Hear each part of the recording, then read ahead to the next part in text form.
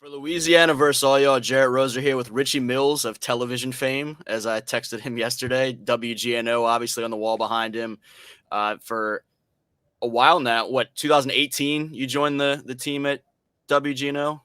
Yeah, started as a morning show producer, and then a couple people left at an opportune moment, and I stepped in. I said, "Hey, I can embarrass myself on TV if you want." And then they were like, "Yeah, I guess we'll let you do it." And then you like sports too, so that helps. So yeah, about 5 years now, which is nuts compared to starting in COVID, really, and to here now, it's nuts.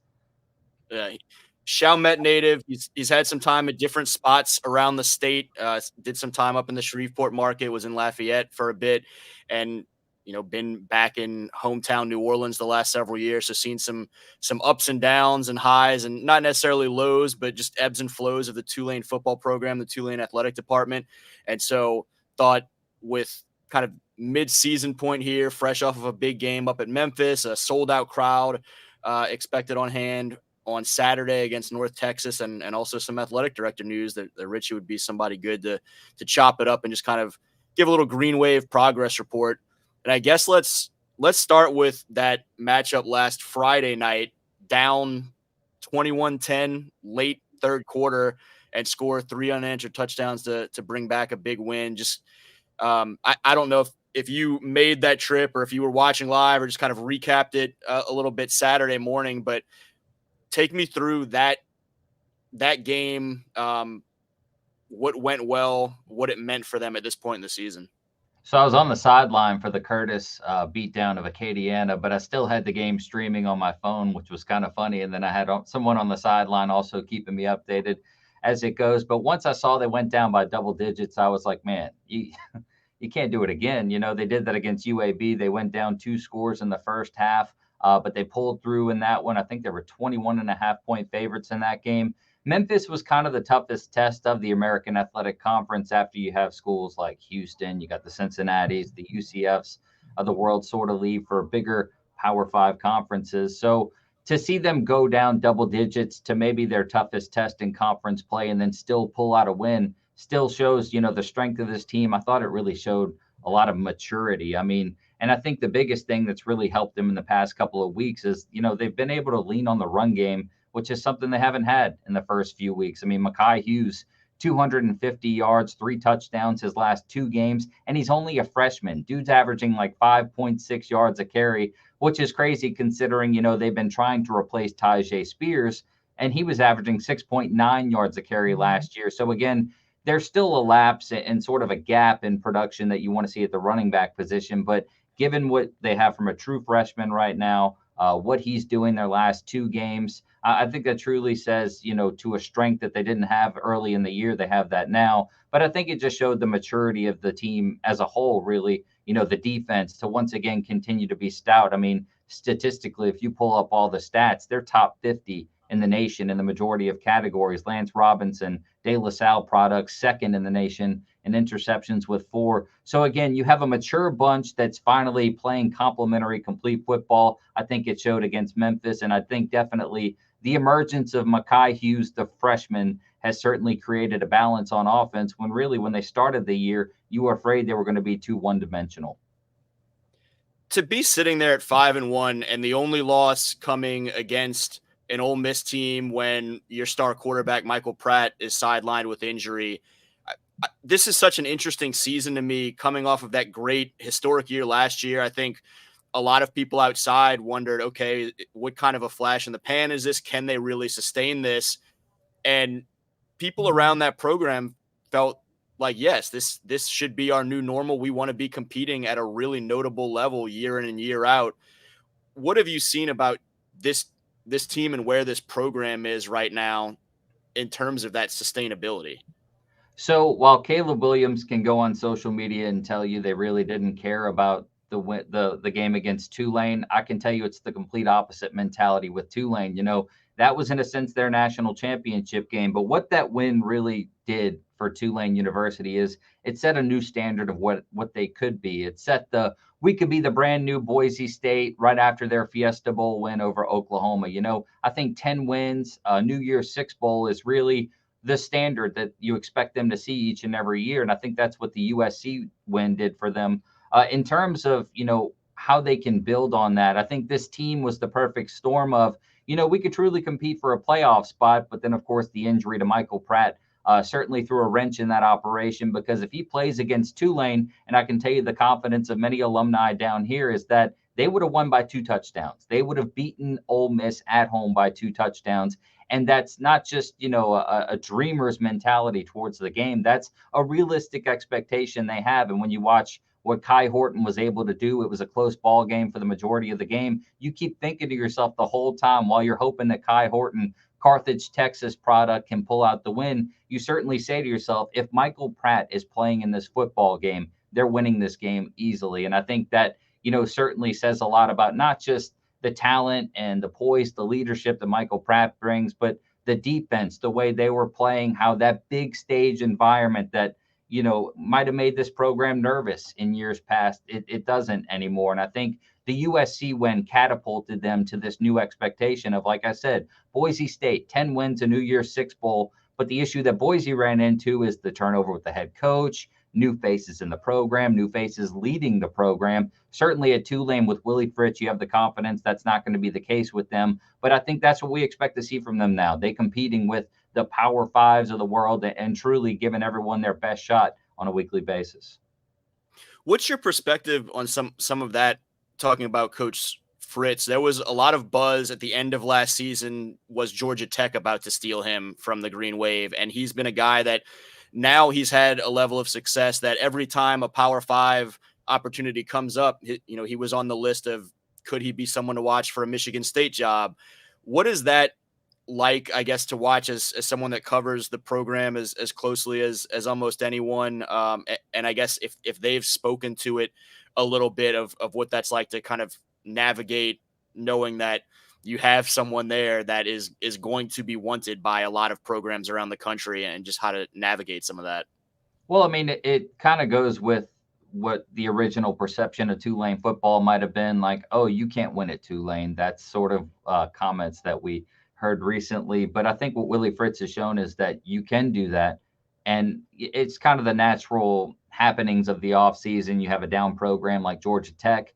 They need to make a splash hire, someone that's a proven winner. And I think Willie Fritz's name comes up because, again, you beat USC in the Cotton Bowl. You win the first conference championship in program history. And they're like, we need a splash hire that's proven to be effective in a place where not many people thought you could be. So if you're Georgia Tech, that seems like, the great shiny new toy that you want to add into your toy chest. But unfortunately for Willie Fritz, I think, what he's established here at Tulane, I think makes it even more special. I mean, you can see the local products. I mean, me and you were on the sidelines for Friday nights. You see all these guys that, they're getting the LSU attention, the Alabama attention, but they go there and not feeling it out.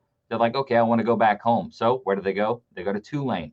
And I think Willie Fritz has certainly made a great, example of the Tyjae Spears of the world, the Lance Robinsons, the Patrick Jenkins, that you can go to a Power Five, but if you want to come back home, you certainly can. And I think that is, you can win with local products in Tulane now, which I think is something that if you truly dedicate the time, the emotions, the good and the bad experiences, you win 10 games, you win 12 games, 2 games, it doesn't matter. I think certainly being committed to something and building it has certainly helped the Tulane football program. And I think with the recent wave of success that they've had, you start to invest more in the athletics program. Baseball wins a conference title, sailing, national champions. No one talks about the sailing team, but I'm going to sit here and tell you, Tulane is a place you can win now. And that's the reality of athletics as a whole. Ron Hunter and basketball, great job that they've done. And I think the $10 million donation they just got for the athletics department is going to help with the indoor practice facility,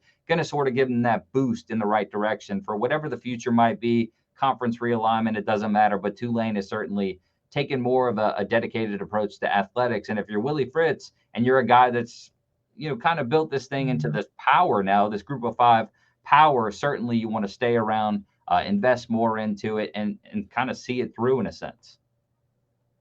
We might as well just piggyback off of that right into the Troy Dannon comments. About a week and a half ago, announced that their athletic director of the last just under a decade at this point, was leaving to accept the position at Washington. And the quote got out and ruffled plenty feathers of, I'll just read the exact quotes and not misquote him. I want to go someplace where you can win. I love Tulane. You're not going to win a national championship at Tulane. You can win national championships here, and it's been proven. And it got a lot of attention, both fan base and New Orleans media. I didn't really understand the necessity of making that statement in quite that way. But I mean, you just alluded to a lot of what you've seen of the growth of that athletic department the last few years, to where you can win at a much higher level, and the expectation is to continue winning at that much higher of a level in the future. I mean, what are you thinking as you see those comments come out from the outgoing athletic director? I'm thinking it's going to be real awkward when Washington plays in the Sugar Bowl. I'm going to tell you that much. But I mean, you can look at it from so many different perspectives. It didn't really phase me. The one thing that popped out to me was the news was announced on the weekend. So, of course, it was announced. Troy Dannon has, a little brief tweet. It just says, grateful, gratitude, something along those lines you would expect from an athletics director in this sense. But then days later, these comments are made, and you see the outlash. You see, oh, it was disrespectful. So from a human's perspective, that's certainly how I can see that it was disrespectful in the fact that you put this tweet out that you're expressing, I think it was eternal gratitude, and then days later you're sort of diminishing the program that ultimately helped you get this opportunity. So I think that in a sense is why it was received, but certainly no one's questioning the impact that Troy Dannon had at Tulane, the hires that he made, Willie Fritz, for example. So I think the disrespect comes from the place of we're kind of the reason why you are where you are now. Why are you even talking bad about the place that gave you this opportunity? So again, I can see that's where the outlash came from. Ed actually brought up a good point in this whole matter. Was when he said this, he was speaking to a different crowd now.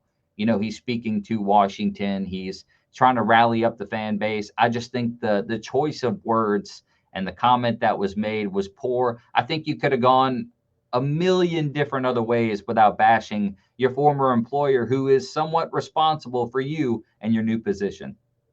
Yeah, I think you can express a lot of those same sentiments without specifically saying Tulane can't. Just say what Washington can, and he got kind of caught up in the midst of that.